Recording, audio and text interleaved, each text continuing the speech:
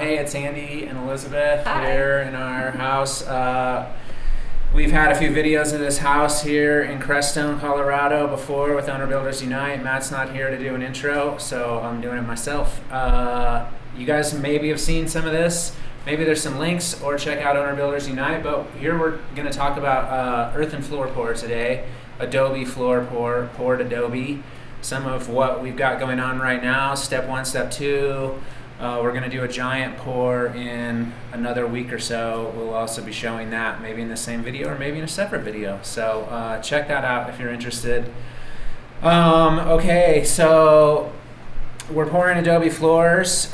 We've dealt with a lot of local knowledge on how to pour Adobe floors. We've had some great successes helping friends, also doing a few bedrooms and small rooms here in our house. We've also had quite a few difficulties. Just doing a survey of Adobe floor pours on YouTube, we found that a lot of people have a lot of difficulties, specifically with clay content, creating sort of lake bed style cracking in their Adobe floor pours. And so we wanted to just sort of share our experience and show you our techniques and what is happening and where we started and where we have gotten to and how it worked out. Hopefully it is helpful for any of you people doing Adobe floor pours on the internet or using the internet. First off, big shout out Sukita Reay. She wrote the book along with a partner whose name I can't remember, I'm sorry. Earthen Floors, get it, check it out. It is like, it's the resource. Also, if you're interested in earthen building or natural building and you don't know the Nito project, Nito, N-I-T-O, Benito Canelo, I don't know what's wrong with you, the Nito project on YouTube. Okay, Sukita Reay did a video with the Nito project with Benito about earth and floor pours on YouTube. Watch it right now. That is exactly the technique that we have come around to using. We haven't seen very many other videos on the internet using that technique and showing a really nice successful floor. And so that's what we're attempting to do is just put more material in the bank of like, use that method, it works. Okay. The basic gist is very, very sandy mix. So when you do your finished floor, you need a pretty sandy mix. Every video that we've seen that has a lot of cracking and our own experiences so far, too much clay in the mix. Too much clay is really easy to do. So where do you start? You start by testing your mix, okay? Our base is natural fines that we get from our local pit here in Crestone. That's what it looks like. This is 1/4 inch minus, meaning this has been through a 1/4 inch screen, so the largest pebbles in here are just smaller than a 1/4 inch. This is just a base we're doing right now. We're actually going to sift this down to 1/8 inch minus, but we tested this, the ball jar shaker test, and we came up with 16% clay. According to Sukita Reay 10% is what we're aiming for, so we're actually going to add in a fair amount of mortar sand to our mix to make it quite sandy. That's for the finish. But what we're doing right now, and what we're going to show today, is the base. We haven't seen a lot of info online, or even in the books, about radiant tubes in Adobe floor. So we're just going to share with you what we're doing, and hopefully it's helpful. You can see we've got our radiant tubes laid out, and then you can see that a lot of this room is already covered with a sandy mix. And so the process goes, we laid out our tubes into our different zones. We're holding them down with rocks. You could also make up a mix, like a cob mix, and then make like little cow patties and put those over this. It dries and we'll hold them down as well, and then you can remove all the rocks. But we've sort of decided that's just an extra step and it's extra labor, so we're just leaving the rocks in place. I laid this down maybe like 3 days ago. Then what we're doing is we are charging these tubes. It's only cold water. We don't have hot water in this house yet, but these tubes are full of water.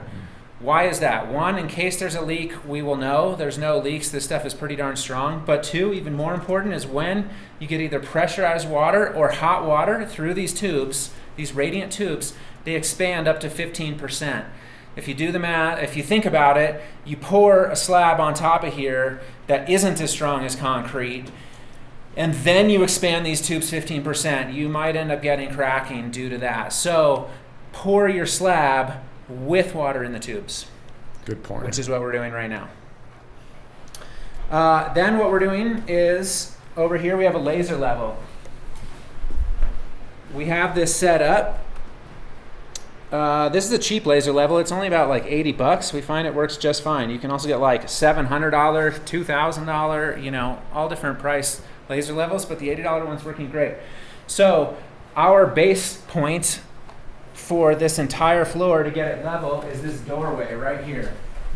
It's all going to be flush with this doorway. So we shine the level over here, and it just turned off. Will you turn it back on? It turns off every 20 minutes or something. Should point it this way. There you go. So the red line is exactly right here on this line, finished floor. We have this stick. You can also do this with a tape measure, but it's easier if you just mark it on a stick.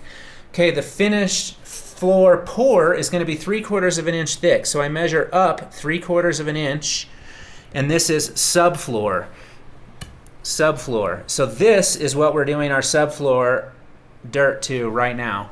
And so what we're doing is we are actually burying the tubes beneath the subfloor dirt. So this isn't our finished floor dirt. This is just burying the tubes. And it's like slightly wetted, slightly clayey material. And then we level it out using our stick.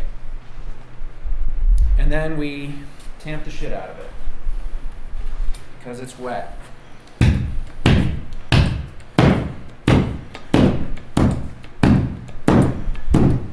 There's just enough moisture in here that when you tamp it like this,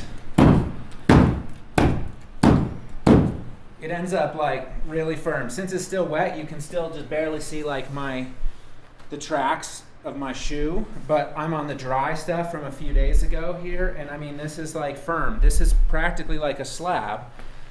And this is the base that we're going to pour everything over, and we're trying to get it as close to level as possible. Obviously, there's some marks and some slight variations in here. We're not terribly concerned with that, but we're trying to get it mostly level so that when we do our slab pour, the finished floor pour, it ends up 3/4 of an inch all the way across, and we get even drying speed, and we can do screed boards across. And we'll show you how that works out when we pour the floor.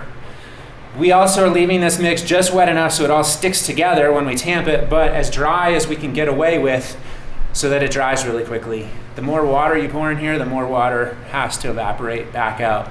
It's not concrete, so there's not some chemical reaction like changing those H2O molecules into something else. It literally just has to evaporate back out. So fans, dehumidifiers, dry air, all that, but I mean, it can take a long period of time. So what's going on? Why are we burying the tubes in this? It's you know, it's going to be a lot easier to do the final floor pour. The final floor pour, only 3/4 of an inch, means that it's going to dry way, way, way quicker. And we're, you know, the tubes are going to be protected. We can drive wheelbarrows over it. Cool. That's a lot easier. Yeah, a lot easier. We're not going to have such a, you know, when we do natural plasters on the wall, you typically do a couple of base coats that are thicker and then a very thin finish coat to help with the cracking. That's sort of the same thought here. We're doing just a big, thick slab pour and then a thin finishing pour that will then hopefully not crack as much because it's a lot thinner. And you got some footage over here of that thin pour that you just did on another. Yeah, so we could section. do it right here. Yep. This shows a cross section. This is one of the samples we did. We did a sample of our mix, and we don't have any cracks whatsoever. And again, this is exactly how thick it's going to be. This is a pretty sandy mix. So with a 16% clay content, we basically had 84% sand, and then we figured out how much mortar sand we needed to add to get it up to, you know, a 90% sand, 10% clay mix. And for our mix here in Crestone, it ends up being 2-to-1. So 2 buckets of our natural fines and adding a whole bucket of mortar sand to make it a 3-to-1, plus chopped straw. So we poured that little small bit. It didn't crack at all. It was really quite easy, quite, you know, easy to spread. And then a few days ago, I poured an entire floor up here alone nearly dry. We poured this entire hallway alone. And this is about 3 to 4 days old. 4 days old now. Pretty much completely dry.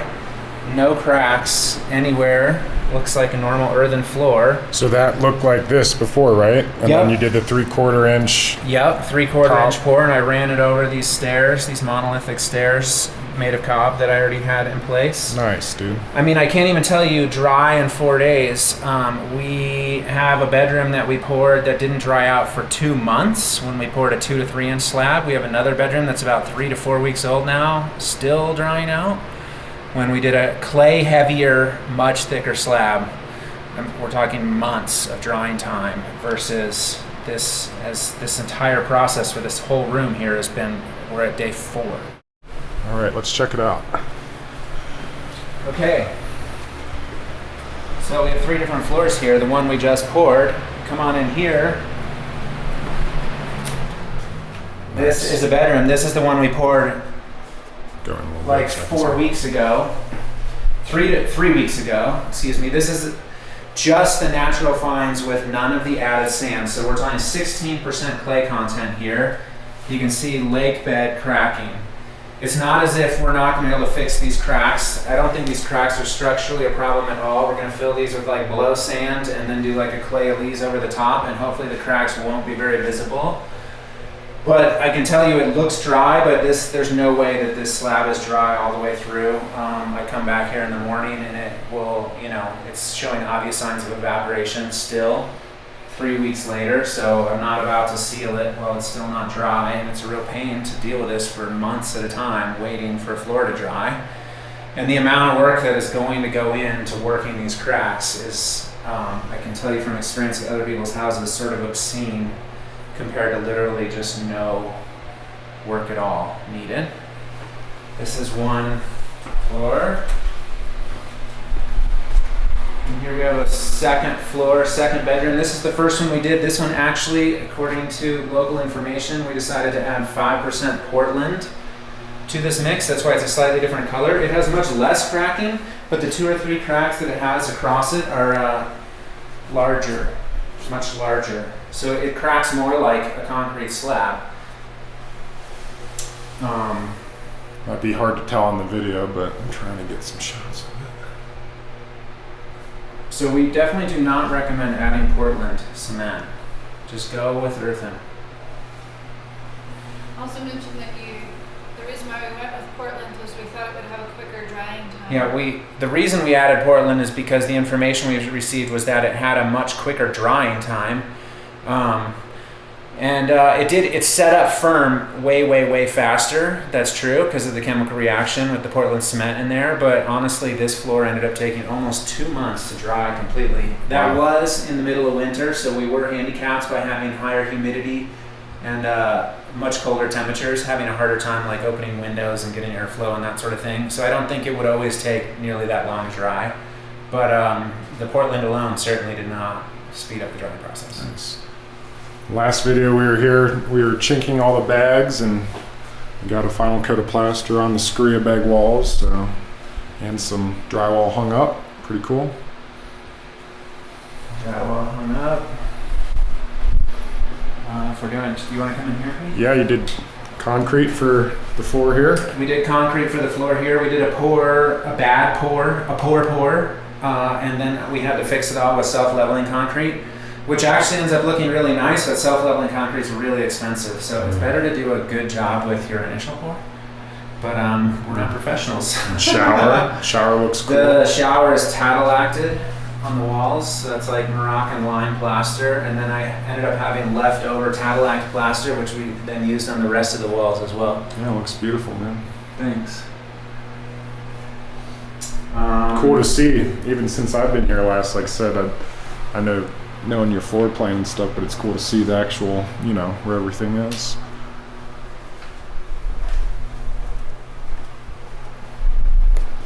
Utility Back room, yep. Nice.